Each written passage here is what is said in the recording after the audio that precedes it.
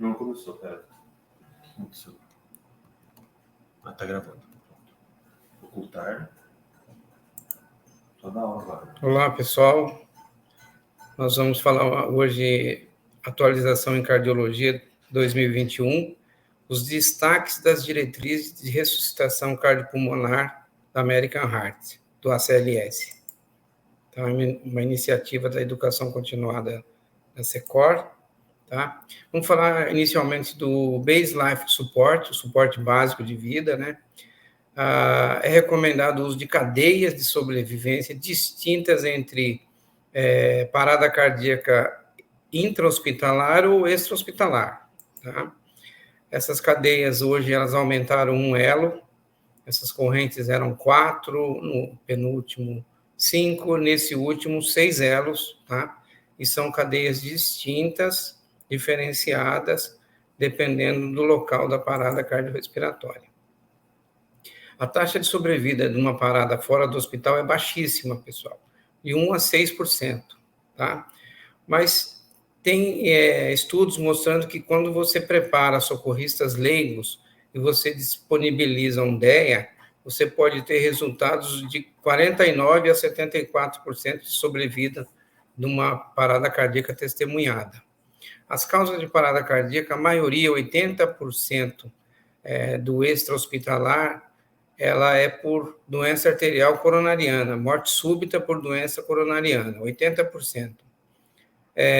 E outras doenças também são esses 20%, miocardiopatias, doença de Chagas, metade dos pacientes com Chagas morrem subitamente, tá? Tem anormalidades elétricas do coração, pré-excitação, QT longo, brugada, displasia ritmogênica, enfim, outras causas de parada, tá? No suporte básico, inclui o reconhecimento de sinais de parada cardíaca súbita, ressuscitação cardiopulmonar de alta qualidade, que a gente vai descrever, desfibrilação precoce, pessoal. Então, reconhecendo a parada cardíaca, eu preciso chamar um desfibrilador, tá? Os 5 elos anteriores aqui representados e aqui o atualizado, né? O primeiro elo é reconhecer a parada cardíaca e acionar o serviço de emergência. Hoje a gente pode usar o celular para isso, não preciso sair de perto do paciente. Chamando a emergência, no extra-hospitalar é chamar o SAMU, gente, tá? Chamando a ajuda, eu começo a fazer as compressões torácicas, ressuscitação de alta qualidade, compressões torácicas ininterruptas, 30 massagens para 2 ventilações, chegando a ajuda, chegando a emergência, trazendo o desfibrilador. Hoje a gente tem o DEA, que é um desfibrilador elétrico automático. Eu vou proceder à desfibrilação desse paciente. Então, a prioridade, além da massagem de alta qualidade, é você fazer a desfibrilação. Recuperando esse paciente da parada cardíaca, eu vou encaminhar ele para uma UTI, né, para dar continuidade no tratamento desse paciente, proceder os cuidados pós-parada cardíaca, que eu tenho que estabilizar esse paciente. Essa estabilização ela está diretamente relacionada com os resultados. E o último elo que entrou é a recuperação desse paciente. A ideia é trazer o paciente de volta à vida sem sequelas ou no mínimo de sequela possível, tá? Existe uma abordagem sistemática, né? Checar a responsividade da vítima, chamar pelo nome, chamar de alguma forma. Não tendo responsividade, eu vou chamar ajuda, que é chamar o desfibrilador, o DEA. Checar o pulso e a respiração ao mesmo tempo, isso para profissionais da saúde, tá? E iniciar as compressões torácicas numa frequência, então, 30 compressões para 2 ventilações. Chegando o desfibrilador, eu vou proceder o choque de acordo com o ritmo desse paciente. Se for um ritmo chocável, eu vou dar o choque nesse paciente.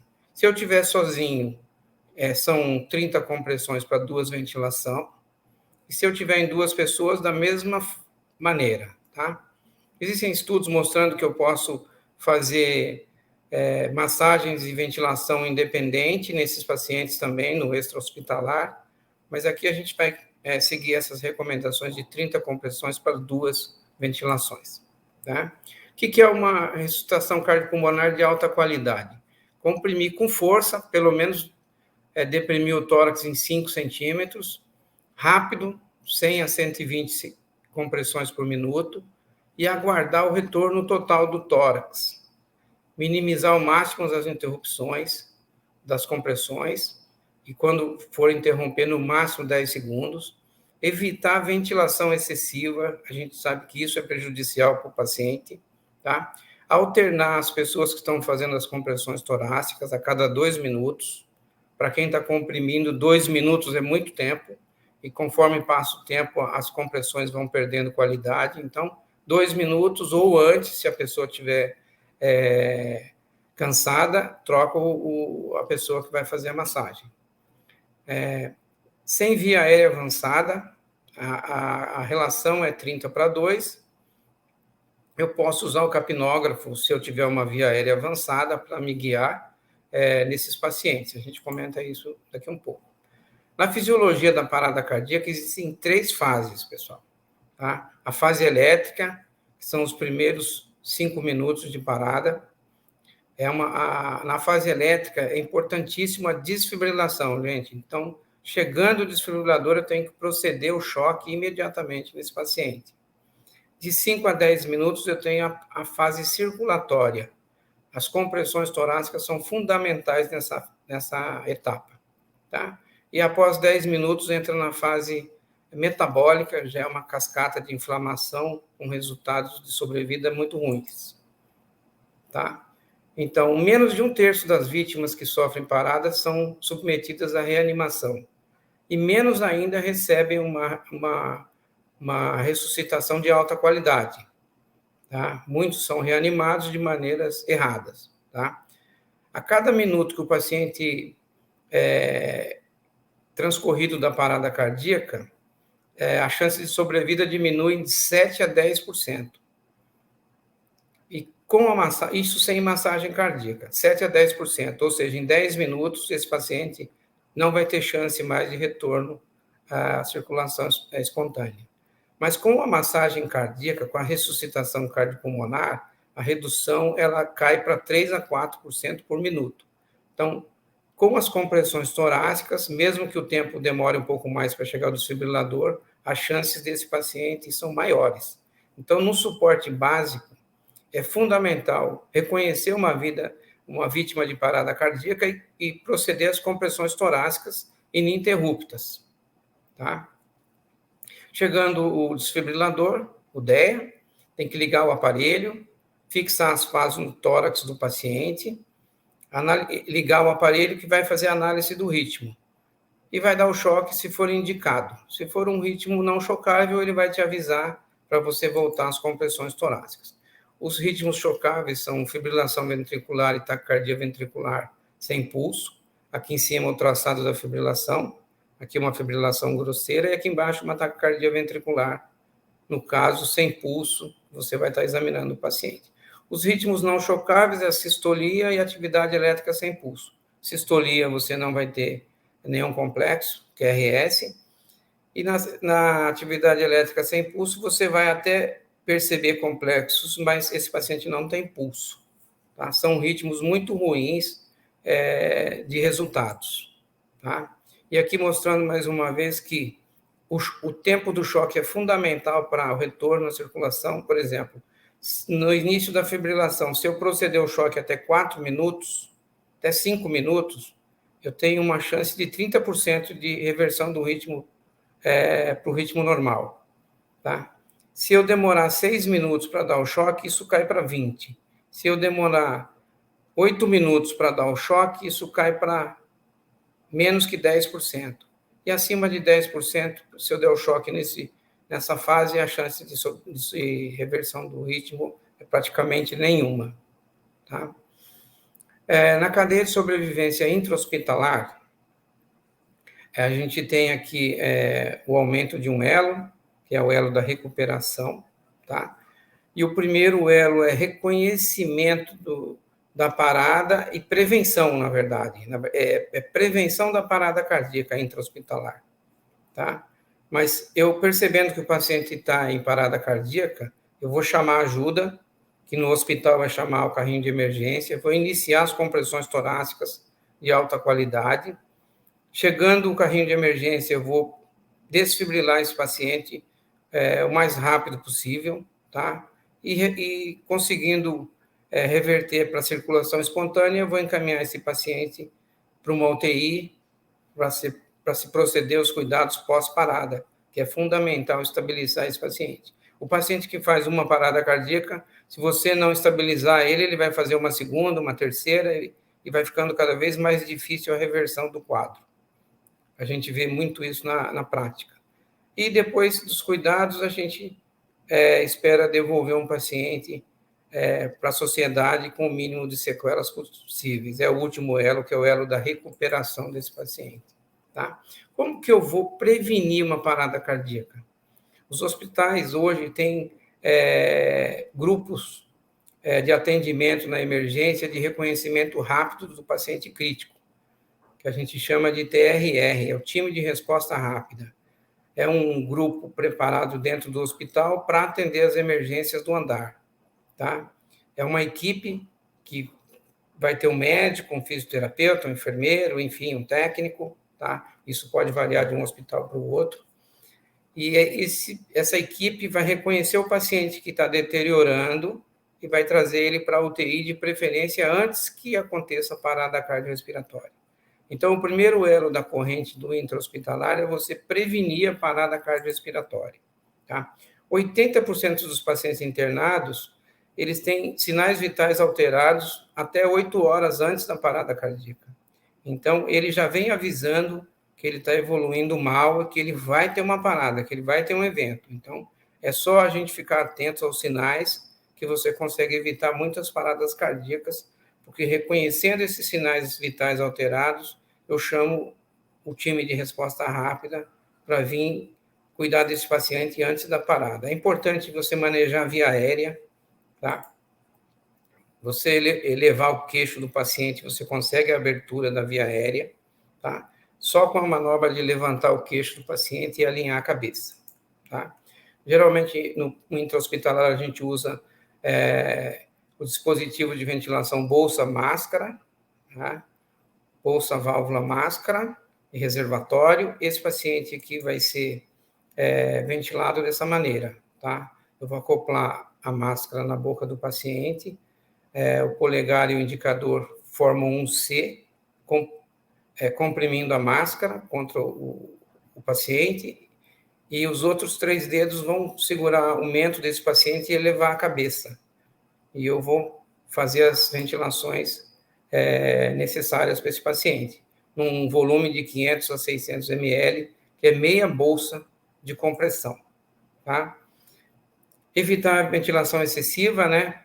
Que tem vários efeitos prejudiciais, um deles é a distensão gástrica, aumenta a pressão intratorácica, diminui o retorno venoso e débito cardíaco e reduz sobrevida. Então, a ventilação excessiva, ela é deletéria para o paciente, isso já está bem estabelecido. Então, você vai ventilar em torno de 8 a 10 ventilações por minuto.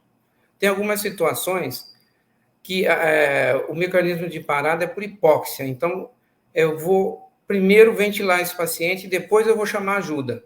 Se for criança, se for paciente com trauma, pacientes intoxicados, pacientes de afogamento, eu vou tentar primeiro ventilar esse paciente e depois chamar o desfibrilador, pelo menos um ciclo de 2 minutos, porque como a causa é hipóxia, às vezes fazendo isso eu já consigo o retorno desse paciente. Tá? Os ritmos de parada do intra e do extra, então a gente já comentou que os ritmos chocáveis é a fibrilação ventricular, aqui representada, e a taquicardia ventricular sem pulso, tá? Eu posso usar o desfibrilador externo automático, que é feito para uso extra-hospitalar para leigos, tá? Eu posso usar o desfibrilador habitual do teu hospital, né? Que existem o monofásico e o bifásico, tá?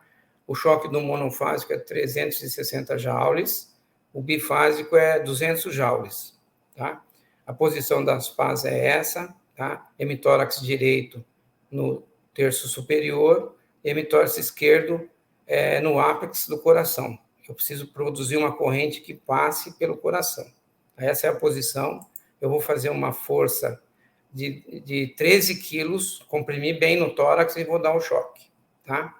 A sequência de atendimento do ACLS, do suporte avançado de vida, ele se procede da seguinte maneira, né? Eu reconheci o paciente, eu chamo ajuda, que é o desfibrilador, começo as compressões torácicas, tá? Chegou o desfibrilador, eu já procedo o primeiro choque, tá? E eu vou monitorar esse paciente, os cabos para conectar, para mim ter a monitoração desse paciente, pegar um acesso venoso e já preparar a primeira droga, que é a epinefrina, 1 miligrama. Mas quando eu procedo o primeiro choque, na sequência eu já continuo com massagens cardiorrespiratórias, ressuscitação cardiopulmonar, mais 2 minutos. Eu procedo o segundo choque, se o paciente e inicio já a nova sequência de 2 minutos de massagens cardíacas, tá? E eu já administro a primeira epinefrina, a primeira dose da adrenalina de 1 miligrama. Eu já faço a primeira droga, então, depois do segundo choque. Isso nos ritmos chocáveis, pessoal. Então, reconheci compressões torácicas, primeiro choque, compressões torácicas, segundo choque, faço a adrenalina. Então, a adrenalina dos ritmos chocáveis, ela entra aqui após o segundo choque.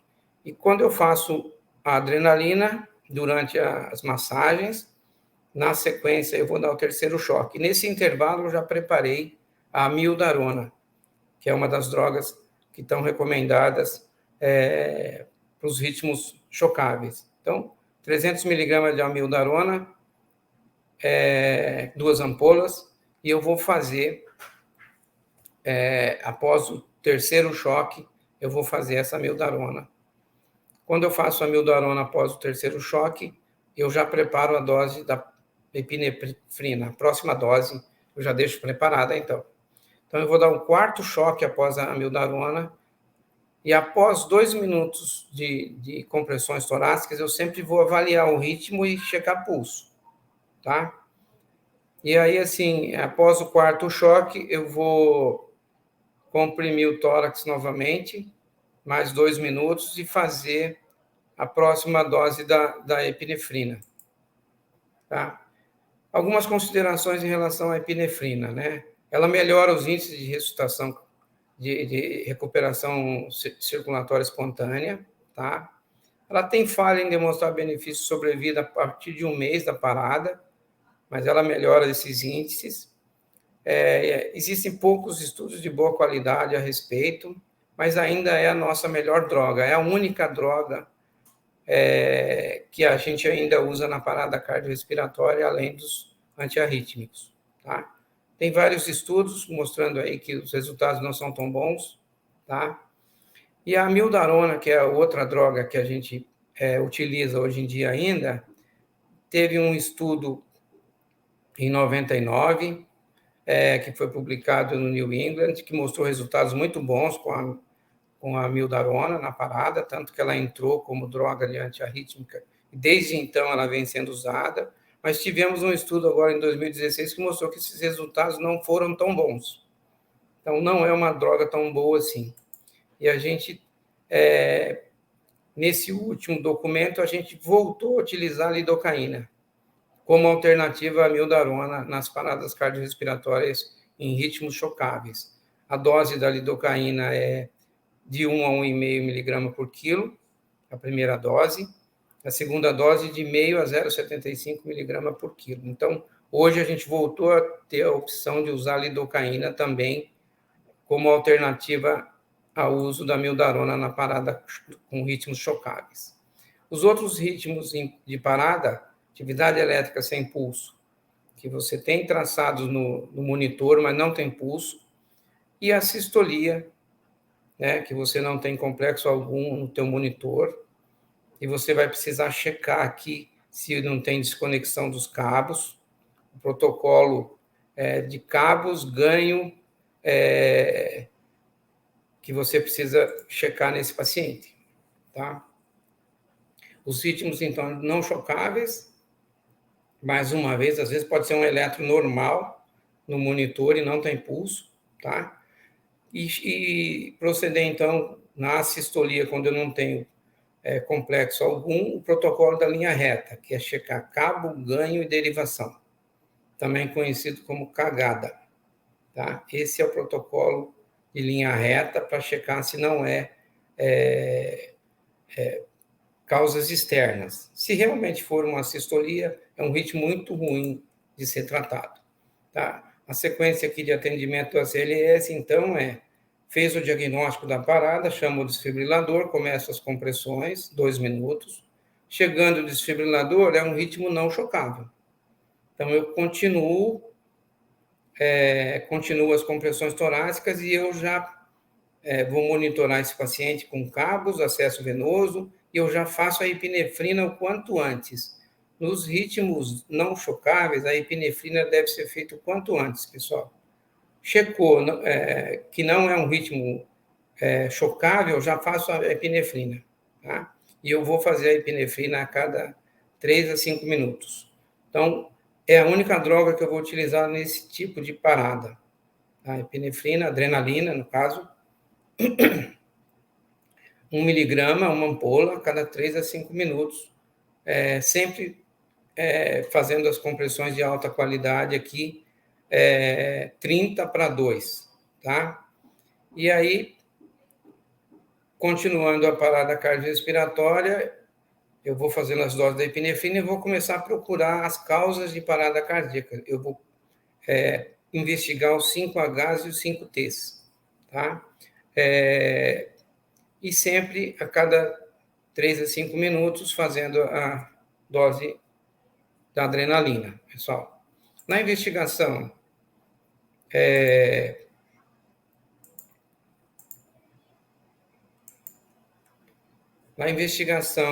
dos 5Hs e 5Ts, a hipóxia e a hipovolemia são grandes causas de parada cardíaca. Então, eu tenho que proceder a uma via aérea avançada, tão logo eu reconheça que esse ritmo é não chocável. Preciso melhorar a oxigenação desse paciente. Eu tenho alguns dispositivos, né?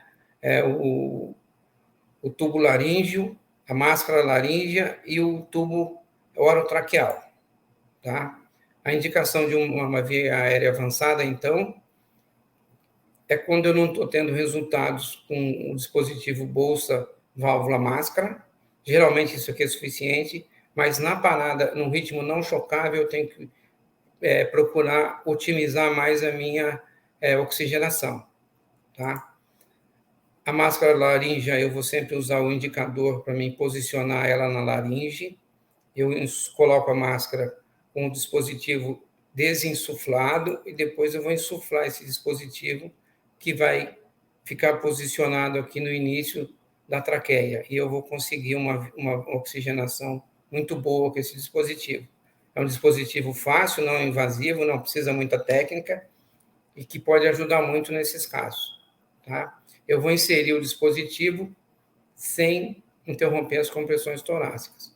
E aí eu preparo para utilizar, se eu não tiver a máscara laríngea, eu tenho o tubo esôfago traqueal, tá?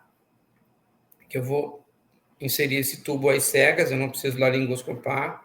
Ele tem 2 balões que eu vou insuflar e ele vai posicionar a saída de ar em frente à traqueia, tá? E uma via aérea avançada mais segura é o tubo endotraqueal, que todos nós conhecemos, que é esse aqui. A maioria das vezes a gente necessita de um fio guia dentro do tubo para ajudar no direcionamento, tá? E o posicionamento do tubo orotraqueal é assim, eu uso o laringoscópio para introduzir esse tubo. Eu tenho uma via aérea muito eficiente dessa maneira, eu vou conseguir oxigenar muito bem esse paciente. Eu posso, hoje, usar dispositivos para confirmar, né, essa intubação e a oxigenação do paciente, que é a capnografia de forma de onda, tá? A capnografia, ela é um monitoramento muito eficiente quando eu tiver via aérea avançada, tá? Ela mostra a eficácia das compressões torácicas e mostra quando o paciente tem retorno à circulação espontânea. Então, quando o paciente volta da parada cardíaca, pelo capnógrafo, pela forma de onda que aumenta, eu consigo perceber que esse paciente voltou à circulação espontânea, tá? Quando eu tenho aí uma onda no capnógrafo inferior a 10 milímetros, eu não estou conseguindo êxito na minha parada e, às vezes, eu preciso tentar melhorar isso, otimizando a compressão torácica e a ventilação. E se eu não conseguir, ele é um dos indicativos para a gente começar a pensar em cessar os esforços nesse paciente, tá? A gente precisa, quando não tiver lendo adequadamente as ondas, comprimir de forma adequada, de 5 centímetros, com uma velocidade ali de 100 a 120, permitir o retorno do tórax, evitar a ventilação excessiva. Então, é o básico da ressuscitação cardiopulmonar de alta qualidade, tá? Esses aqui são os dispositivos do capnógrafo que a gente pode utilizar, e eu sempre de olho na onda de pulso, que vai mostrar se eu estou conseguindo êxito na minha ventilação, tá? Antes da intubação, a onda do oxímetro, quando eu coloco o capnógrafo, eu consigo acompanhar pela onda de pulso, e quando esse paciente retorna à circulação espontânea, a onda que era baixa, ela se torna uma onda acima de 30, mostrando que esse paciente voltou à circulação espontânea. Nos pacientes em ritmos não chocáveis, eu tenho, então, que procurar as causas da parada, né? Os 5Hs e os 5Ts. A hipóxia e a hipovolemia são as principais causas de parada, pessoal, de assistolia e de AESP, tá? Mas a acidose é uma causa, o hiper ou hipocalemia, potássio alterado, a hipotermia também é uma causa, infarto, que é a trombose coronária, embolia pulmonar, que é a trombose pulmonar, né? Toxina, que é as intoxicações, o tamponamento cardíaco, e o pneumotórax, que é a tensão no tórax, pneumotórax hipertensivo, que é uma causa de parada. Então, identificando a causa, eu tenho drogas que eu posso utilizar para reverter isso, tá? A gente, se for em caso de intoxicação, as drogas mais comuns aí, acetaminofeno, anfetaminas, antagonistas de canais de cálcio, enfim, cocaína, antidepressivos, opioides, né? Você identificando a causa da intoxicação, eu tenho drogas que podem me ajudar a reverter isso, atropina, gluconato, flumazenil, né, naloxone, bicarbonato, enfim, eu tenho drogas. Identificando a minha causa da intoxicação, eu posso interferir, tá? Se for um pneumotórax hipertensivo, eu tenho que proceder o alívio desse tórax, que eu tenho uma hipertensão intratorácica, eu tenho que fazer a punção aliviadora aqui no segundo espaço intercostal, tá? Segundo espaço intercostal, eu enfio uma agulha, um abocate, que eu vou conseguir, com essa conduta na emergência, salvar a vida do paciente. Eu vou aliviar o tórax, na sequência, você tem que chamar um cirurgião para drenar esse tórax, tá? Fez a punção, tem que fazer a drenagem depois. Não tem como fazer a punção, continuar a seguir a vida e não drenar o tórax. Se não tinha um pneumotórax, você provocou, tá? Mas, geralmente, os diagnósticos do pneumotórax são bem claros. O tórax fica assimétrico, hipertimpânico, desvio de traqueia, enfim, tá? A gente tem que ficar atento para as história desse paciente, né? O paciente com hipocalemia, por exemplo, são pacientes que vêm já com sintomas gastrointestinais, diarreia, vômitos, enfim, e que já vem com potássio baixo, tá? O paciente que tem tamponamento cardíaco, é interessante a ferramenta do uso do ultrassom de beira de leito. O ultrassom hoje é uma ferramenta importantíssima na parada cardiorrespiratória, e eu consigo identificar hoje com ultrassom o derrame pericárdico, e ele me ajuda a me guiar com a agulha para mim fazer a punção. Então, a gente tem que pensar em tamponamento naqueles pacientes de trauma, pacientes com insuficiência renal, pacientes após procedimento cardíaco, cirurgia cardíaca, né? E os sinais clínicos é turgência jugular, hipofonese de bolhas, hipotensão, enfim. Tem que fazer a punção, tem que aliviar esse tórax. Tirar pelo menos uns 20 ml de líquido já ajuda muito. Tá? O paciente já sai da parada se você tirar 20 ml. Então, tem que fazer a pericardiocentese. Não temos que ter medo de fazer esse procedimento. O paciente já está morto. Se eu não fizer alguma coisa, ele vai continuar morto. Tá? Para mim pensar em acidose, a gente tem que ver a clínica do paciente, pacientes sépticos, diabéticos, pacientes com intoxicação, insuficiência renal, enfim. O uso do bicarbonato vai ser importantíssimo nesses pacientes acidóticos. Tá? Então, é sempre interessante buscar uma causa, pessoal. Obrigatório procurar uma causa nesse tipo de parada cardíaca. Tá?